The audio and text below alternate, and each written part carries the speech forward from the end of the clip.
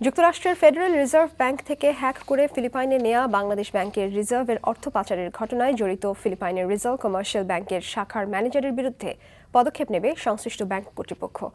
এদিকে বাংলাদেশ ব্যাংক হ্যাকিংয়ে জড়িতদের চিহ্নিত করতে পেরেছে বলে জানিয়েছে ফিলিপাইনের অনলাইন পত্রিকা ইনকোয়ারার।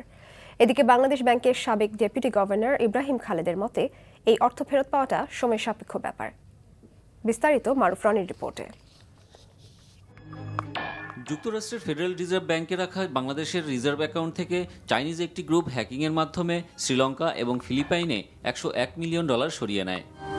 গত 5 ফেব্রুয়ারি বাংলাদেশ ব্যাংকের সুইফটের সংকেতলিপি থেকে অর্থ স্থানান্তরের 35টি পরামর্শ বা অ্যাডভাইস পাঠানো হয়েছিল যুক্তরাষ্ট্রের ফেডারেল রিজার্ভ ব্যাংকে। সেখান থেকে কার্যকর হয়েছিল 5টি পরামর্শ। এ ঘটনায় বাংলাদেশ ব্যাংকও স্বীকার করে তাদের কাছে অর্থ স্থানান্তরের পরামর্শ বার্তা পৌঁছেছিল। বার্তাটি আসার পর সঙ্গে সঙ্গে অসত্য বলে পাঠানো হয় ফেডারেল রিজার্ভ ব্যাংকে। কিন্তু তার আগেই বাংলাদেশ ব্যাংকের রিজার্ভ অ্যাকাউন্ট থেকে ফিলিপাইনের রিজাল কমার্শিয়াল ব্যাংকের একটি অ্যাকাউন্টে অর্থ স্থানান্তর হয়ে যায়। বাংলাদেশ ব্যাংকের কর্মকর্তাদের বরাত দিয়ে ফিলিপাইনের অনলাইন পত্রিকা ইনকোয়ারার বলছে, এই ঘটনায় কারা জড়িত বাংলাদেশ ব্যাংক তা চিহ্নিত করতে পেরেছে। হ্যাকার গ্রুপটি দীর্ঘদিন ধরেই বাংলাদেশ ব্যাংকের বিভিন্ন কর্মকর্তার উপর নজর রাখছিল বলে জানা গেছে। আর সব বুঝে শুনেই তারা হ্যাকিংয়ের জন্য বেছে নেয় শুক্রবারের দিনটিকে।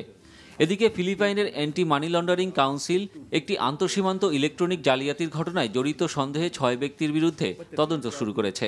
ছুটির দিন ছিল বলে আমাদের রিপ্লাই যেতে দেরি হয়েছে, ইনস্ট্যান্টলি যাওয়াটা যায়নি।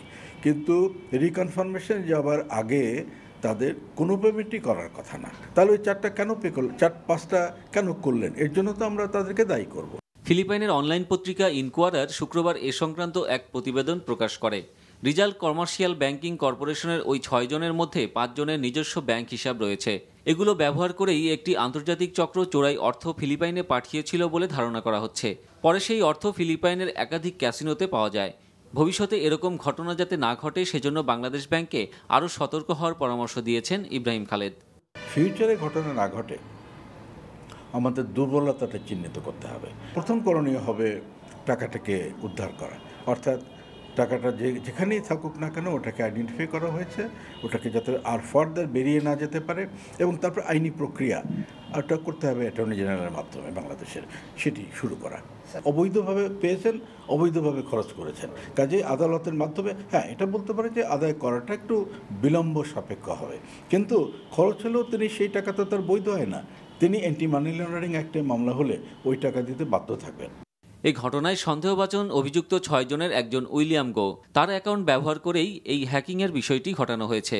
রেকর্ডে ব্যবহৃত উইলিয়াম নামে ওই ব্যক্তির যে সই ব্যবহার করা হয়েছে তা আসল নয় বলেও জানিয়েছেন তার আইনজীবী।